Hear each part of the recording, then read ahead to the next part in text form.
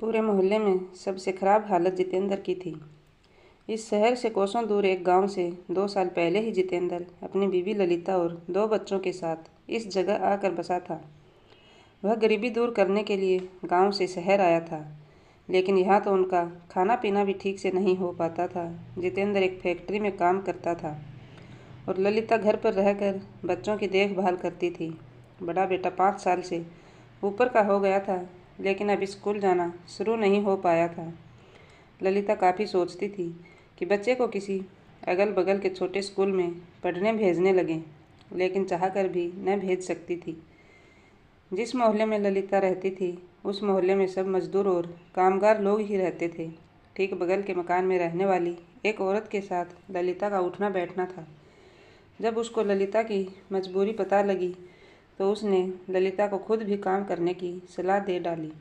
उसने एक घर में उसके लिए काम भी ढूंढ दिया।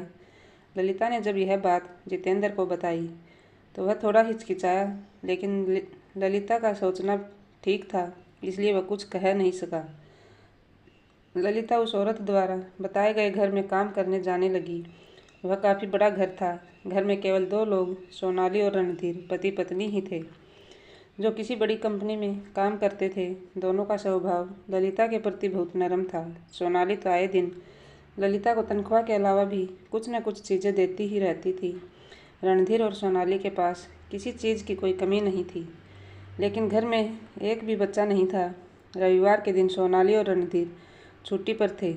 काम खत्म कर ललिता जाने को हुई तो सोनाली ने उसे बुलाकर अपने पास बिठा लिया। वह ललिता से उसके परिवार के बारे में पूछती रही। ललिता को सोनाली की बातों में बड़ा अपनापन लगा तो वह अचानक ही उससे पूछ बैठी, जीजी आपके कोई बच्चा नहीं हुआ क्या? सोनाली ने मुस्कुराकर ललिता की तरफ देखा और धीरे से बोली, नहीं, लेकिन तुम यह क्यों पूछ रही हो? ललिता ने सोनाली की आवाज़ को भांप लिया था। वह बोली, बस जीजी, ऐसे ही पूछ रही थी। घर में कोई बच्चा न हो तो अच्छा नहीं लगता न। शायद आपको ऐसा महसूस होता हो। सोनाली की आंखें उसी पर टिक गई थी। वह भी शायद इस बात को शिद्दत से महसूस कर रही थी। सोनाली बोली, तुम सही कहती हो ललिता, मैं भी इस बात को लेकर चिंता में रहती हूँ, लेकिन कर भी क्या सकती हूँ। मैं माँ नहीं बन सकती, ऐसा डॉक्टर कहते हैं। यह कहते कहते सोनाली का गला भरा गया था। ललिता भी आगे कुछ कहने की हिम्मत न कर सकी थी। उसके पास शायद इस बात का कोई हल नहीं था। सोनाली और रणधीर शादी से पहले ही एक कंपनी में काम करते थे, जहां दोनों में मोहब्बत हुई और उसके बाद दोनों ने शादी कर ली। कई साल तक दोनों ने बच्चा पैदा नहीं होने दिया, लेकिन बाद में सोनाली माँ बनने के काबिल ही न रही। इस बात को लेकर दोनों परेशान थे। ललिता को सोनाली के घर काम करते हुए काफ़ी दिन हो गए थे। सोनाली का मन जब भी होता वह ललिता को अपने पास बिठाकर बातें कर लेती थी, पर अब ललिता सोनाली से बच्चा न होने या होने को लेकर कोई बात नहीं करती थी। दिन ऐसे ही गुजर रहे थे। एक दिन सोनाली ने ललिता को आवाज़ दी और उसे साथ लेकर अपने कमरे में पहुंच गई। उसने ललिता को अपने पास ही बिठा लिया। ललिता अपनी मालकिन सोनाली के बराबर में बैठने से हिचकती थी, लेकिन सोनाली ने उसे हाथ पकड़कर ज़बरदस्ती बिठा ही लिया। सोनाली ने ललिता का हाथ अपने हाथ में लिया और बोली, ललिता, तुमसे एक काम आ पड़ा है, अगर तुम कर सको तो कहूँ। सोनाली के लिए ललिता के दिल में बहुत इज्जत थी। भला वह उसके किसी काम के लिए क्यों मना कर देती। वह बोली, जीजी कैसी बात करती हो, आप कहो तो सही, न करूँ तो कहना। सोनाली ने थोड़ा झिझकते हुए कहा, ललिता, डॉक्टर कहता है कि मैं माँ तो बन सकती हूँ, लेकिन इसके लिए मुझे किसी दूसरी औरत का सहारा लेना पड़ेगा। अगर तुम चाहो तो इस काम में मेरी मदद कर सकती हो। सोनाली की बात सुनकर ललिता का मुंह खुला का खुला रह गया। उसको यकीन न होता था कि सोनाली उससे इतने बड़े व्यभिचार के बारे में कह सकती है।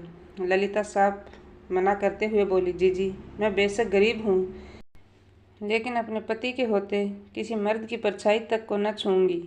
आप इस काम के लिए किसी और को देख लो। सोनाली हैरत से बोली, ओ पगली, तुमसे पराया मर्द सोने को कौन कहता है? यह बात वैसा नहीं है जैसा तुम सोच रही हो। इसमें सिर्फ लेडी डॉक्टर के अलावा तुम्हें कोई नहीं छुएगा। यह समझो कि तुम सिर्फ अपनी कोख में बच्चे को पालोगी, जबकि सब कुछ मैं और मेरे पति करेंगे। ललिता की समझ में कुछ न आया था। सोचा कि भला ऐसा कैसे हो सकता है कि कोई आदमी औरत को छुए भी नहीं और वह माँ बन जाए। ललिता को हैरान देख कर सोनाली बोल पड़ी, क्या सोच रही हो ललिता? तुम चाहो तो मैं सीधे डॉक्टर से भी बात करा सकती हूँ। जब तुम पूरी तरह संतुष्ट हो जाओ तब ही तैयार होना। ललिता हिचकिचाते हुए बोली, जीजी मैं कुछ समझ नहीं पा रही हूँ। अगर मैं तैयार हो भी जाऊँ तो मेरे पति इस बात के लिए नहीं मानेंगे और हमें भी इस सब चक्कर में नहीं पड़ना।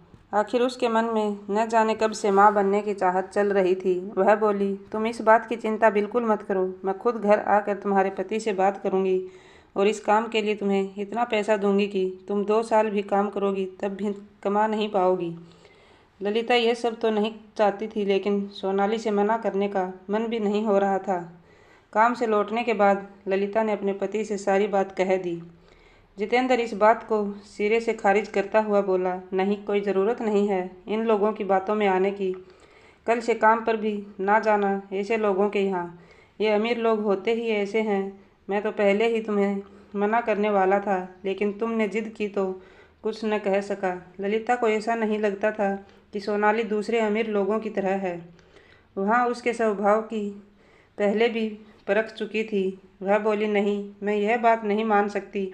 ऐसी मालकिन मिलना आज के समय में बहुत मुश्किल काम है। आप उनको सब लोगों की लाइन में खड़ा मत करो। जितेंद्र कुछ कहता उससे पहले ही कमरे के दरवाजे पर किसी के आने की आहट हुई। फिर दरवाज़ा बजाया गया। ललिता को सोनाली के आने का एहसास था। उसने उठकर दरवाज़ा खोला तो देखा कि सामने सोनाली खड़ी थी। ललिता के हाथ पैर फूल गए। खुशी के मारे मुंह से बात न निकली। यह अभी पागलों की तरह सोनाली को देख ही रही थी कि सोनाली मुस्कुराते हुए बोल पड़ी, अंदर नहीं बुलाओगी ललिता? ललिता तो जैसे नींद से जागी थी। वह हड़बड़ा कर बोली, हाँ जीजी आओ। यह कहते हुए दरवाजे से एक तरफ हटी और जितेंद्र से बोली, देखो जी, अपने घर कौन आया है? ये जीजी हैं जिनके घर पर मैं काम करने जाती हूँ। जितेंद्र ने सोनाली को पहले कभी देखा तो नहीं था, लेकिन अमीर पहनावे और सावल सूरत को देखकर उसे समझते देर न लगी। उसने सोनाली से दुआ सलाम की और उठकर बाहर चल दिया। सोनाली ने उसे जाते देखा तो बोल पड़ी, भैया आप कहाँ चल दिए? क्या मेरा आना आपको अच्छा नहीं लगा? जितेंद्र यह बात सुनकर हड़बड़ा गया। वह बोला, नहीं, ऐसी कोई बात नहीं है। मैं तो इसलिए जा रहा था कि आप दोनों आराम से बात कर सको। सोनाली हंसते हुए बोली, लेकिन भैया मैं तो आपसे ही बात करने आई हूँ। आप भी हमारे साथ बैठो ना। जितेंद्र न चाहते हुए भी बैठ गया। सोनाली का इतना मीठा और मधुर बात देखकर वह उसका मुरीद हो गया था। उसके दिमाग में अमीरों को लेकर जो सोच थी वह जाती रही। ललिता सामने खड़ी सोनाली को वही बिछी एक चारपाई पर बैठने का इशारा करते हुए बोली, जीजी मेरे घर में तो आपकी बैठने के लिए ठीक जगह भी नहीं। आपको आज इस चारपाई पर ही बैठना पड़ेगा। सोनाली मुस्कुराते हुए बोली, ललिता, प्यार और आदर से बड़ा कोई सम्मान नहीं होता। फिर क्या चारपाई और क्या बेड, आज तो मैं तुम्हारे साथ ज़मीन पर ही बैठूंगी। इतना कहकर सोनाली ज़मीन पर पड़ी एक चाट की बोरी पर ही बैठ गई। ललिता ने लाख कहा, लेकिन सोनाली चारपाई पर न बैठी। हार मानकर ललिता और जितेंद्र भी ज़मीन पर ही बैठ गए। ललिता ने नज़र तिरछी कर जितेंद्र को देखा, फिर इशारों में बोली, देख लो, तुम कहते थे कि अमीर एक जैसा होता है, अब देख लिया। जितेंद्र से आदमी पहचानने में गलती हुई थी। तभी सोनाली अचानक बोल पड़ी, ललिता क्या तुम मुझे चाय नहीं पिलाओगी अपने घर की? ललिता के साथ साथ जितेंद्र भी खुश हो गया। एक करोड़पति औरत गरीब के घर आकर ज़मीन पर बैठ चाय पिलाने की गुजारिश कर रही थी। ललिता तो यह सोचकर चाय न बनाती थी कि सोनाली उसके घर की चाय पीना नहीं चाहेगी। जब खुद सोनाली ने कहा तो वह खुशी से पागल हो उठी। जितेंद्र और ललिता की इस वक्त ऐसी हालत थी कि मानो इन दोनों से इनकी जान भी मांग लेती तो भी ये लोग मना नहीं करते। चाय बनी तो सब लोग चाय पीने लगे। इतने में ललिता का छोटा बेटा जाग गया। सोनाली ने उसे देखा तो खुशी से गोद में उठा लिया और उससे बातें करने में मशगूल हो गई। जितेंद्र और ललिता यह सब देखकर बावले हुए जा रहे थे। उन्हें सोनाली में एक अमीर औरत की जगह अपने घर की कोई औरत नजर आ रही थी। थोड़ी देर बाद सोनाली ने बच्चे को ललिता के हाथों में दे दिया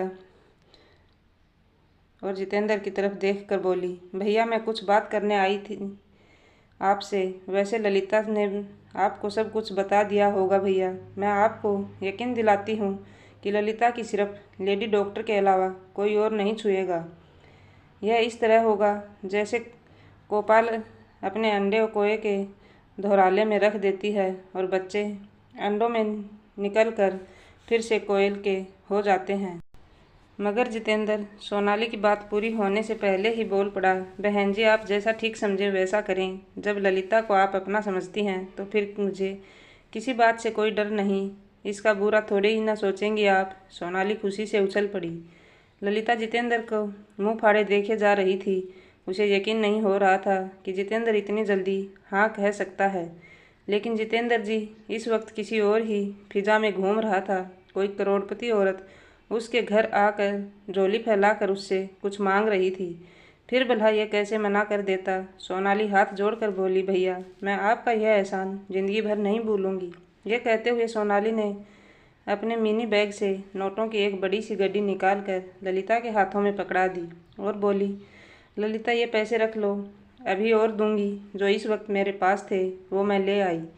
ललिता ने हाथ में पकड़े नोटों की तरफ देखा और फिर जितेंद्र की तरफ देखा।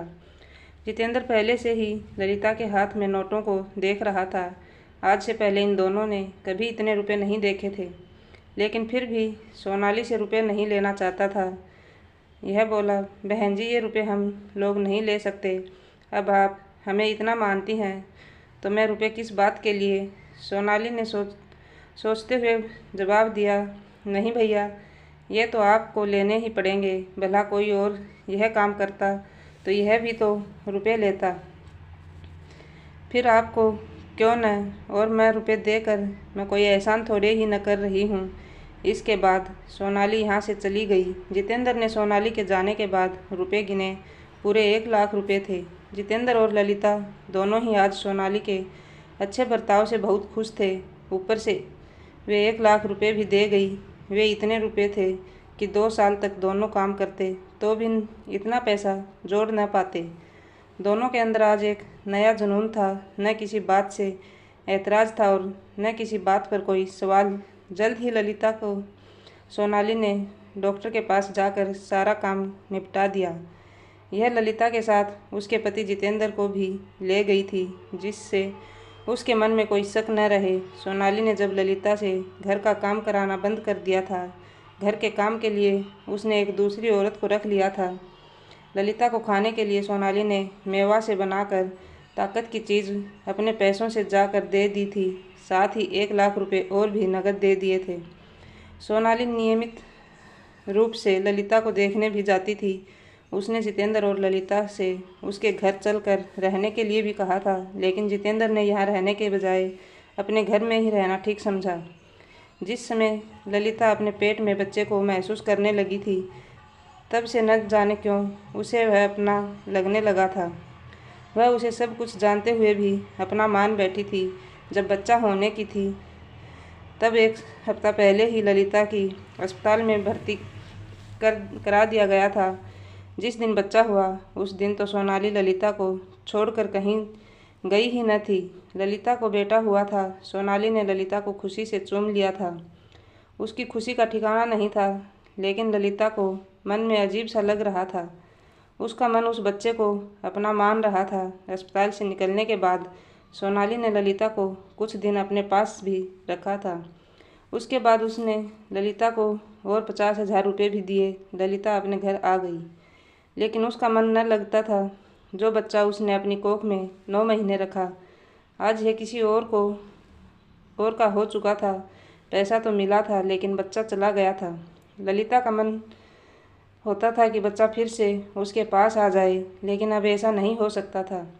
उसकी कोख किसी और के बच्चे के लिए किराए पर जो थी।